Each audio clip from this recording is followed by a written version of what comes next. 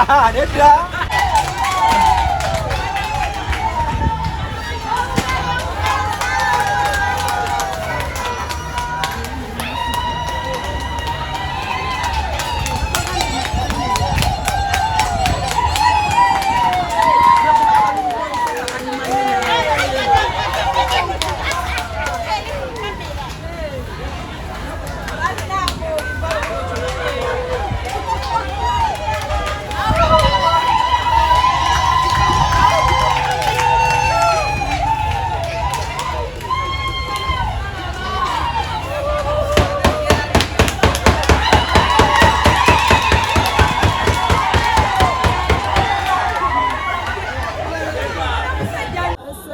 Asazeewo okutandika n'ekitono.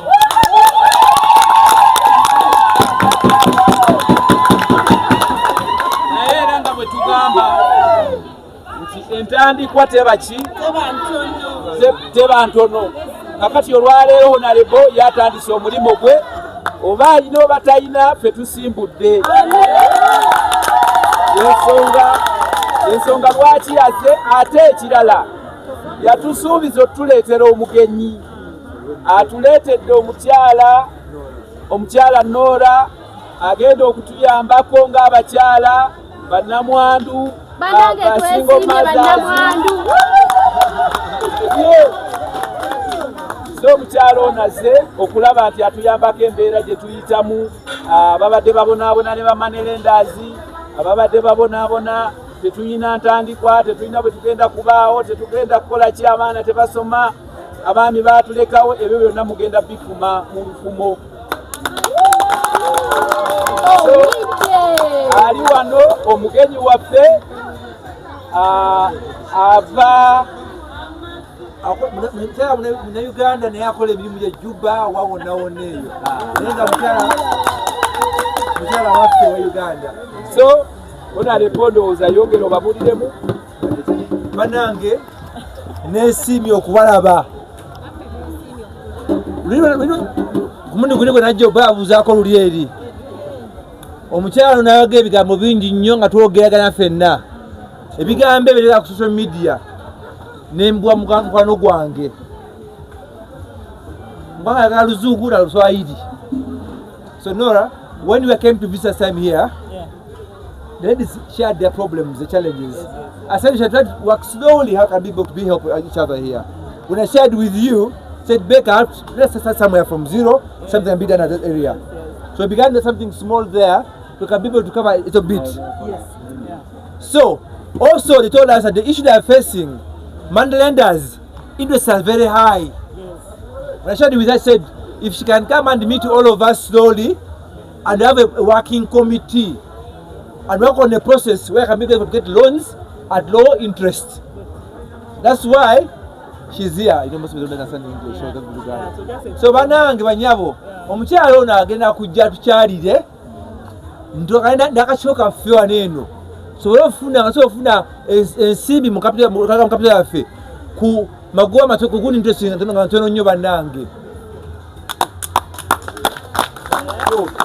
So agada je abalabeko naye ng'ayita mu chairman n'akashuka makabakyala mwenna agenda kudda tusigaye twogeranye bulungi nnyo. So Nora, I humbly request in English they will understand a few things from there, but we are very happy. No. So these are the Essage women?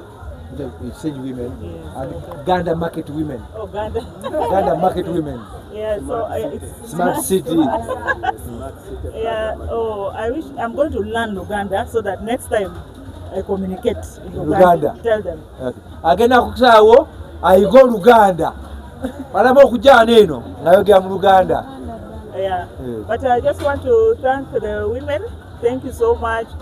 The welcome for me was very, very emotional. Agambe mubajjo ne kumusajukira nga azze wano bannange naye asiimye okwalabako.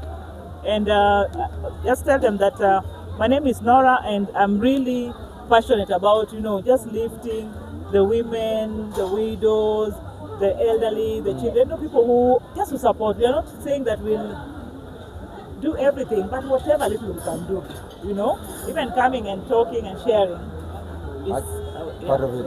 Agambye yenga ye muntu ayagala okuyamba abakulu abato bamulekwa bani bonna era nga mu kuyamba kwa njalo nyingi nnyo n'okuwa abantu skills okubayigiriza engeri y'okukola ebintu ebyala byo okwongerako value ku bintu by'olina yengeri asobola okukolamu tagenda kukola bingi nnyo naffe naye kyasobola otuwasanyako naffe agala kikola naffe bannange.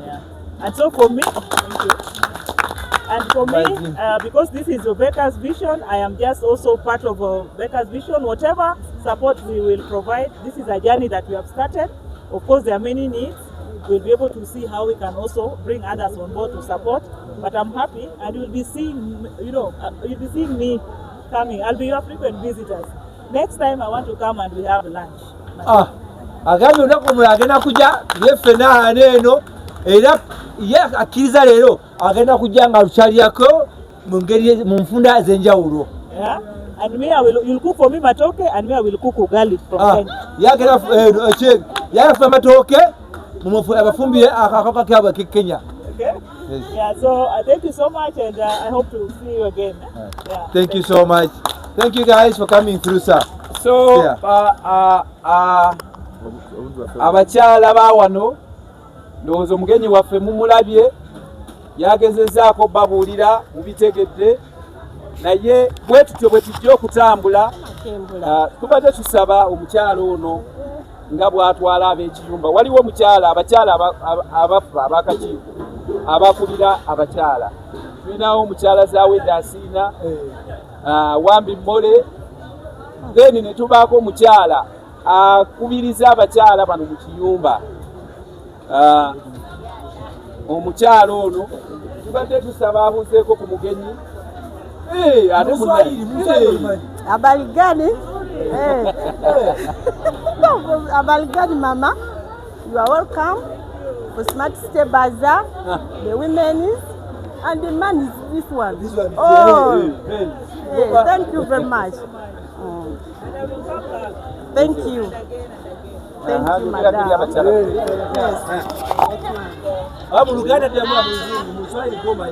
Habari gani wote? Munasemaje? Haya. Zaweda Asiina ly'erinnya lyange, nze okulembera abakyala mu kibiina kyaffe ekya Federation of Kampala Hawkers and Vendors Association. Banaye ndi musanyufu nnyo. Most welcome. Banaye mbaaniriza nnyo mwebale nnyo kulaga ssanyu. Bannamwandu bange basinga maamu bwe musinga muno. Abaami abatonotono abali wano bannange tweyanzege mwebale okukuuma omutindo. Mwongere mu maaso n'okukuuma omutindo. Mole Wambi. Banne mwebale. Balamusizza abakyala mwebale kukola erinnya muliwulidde naye mwebale kwaniriza mugenyi waffe erinnya Wambi mwebale kwaniriza abagenyi baffe era mwebale nnyo mwebalire ddala mwebaze n'amatundubaali kubanga bannaaye enkuba etubonyaabonya nnyo katusabe gye bujja ebisingawo bijje. Thank you so much. Okay. So bannange tulabagane omugenyi abyakudda.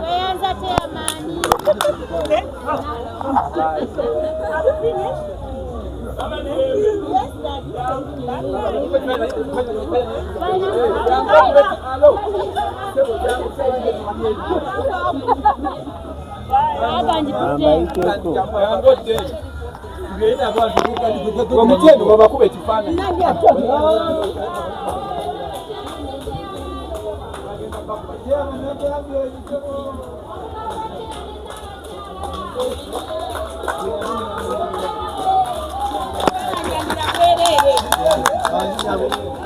Tokane mu nkwawa nze nga mutabani wammwe era muganda bwamanyira mmwe era muganda wammwe ngezaako kangezeeko nga kyandika mpulampula okukuma ebisuubizo byange nga mpita mikwano gyange nga Nora n'abalala tweyambe kubanga tujja kulira gavumenti tuyambe buli saa buli kimu kyonna kyonna katandike ne Nora agambe abakyala n'abami mu ngeri egyasoboddemu okwezimba.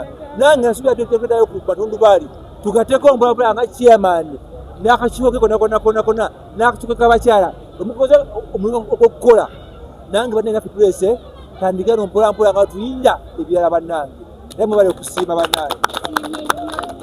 Just a message to women about working and So thank you very much. So for me today, I'm very, very happy to be here. It's my first time, but it's not my last time. I will come. I've seen women, friends. I will come back, see how best we can work together to lift each other up, whatever we can do. I think that's why we are here. So I look forward to coming often to see how best we can work together with Becca and the chairman, and whatever I can do to make your life better, I will do it. Thank you. Thank you so much. Kale bannange, chairman ebintu byaffe tuviridde bannange.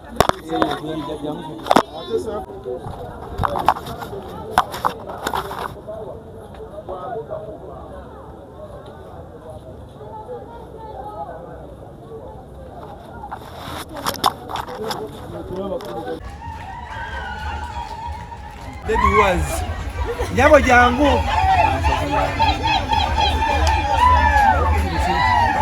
banyabo mwasuze mutya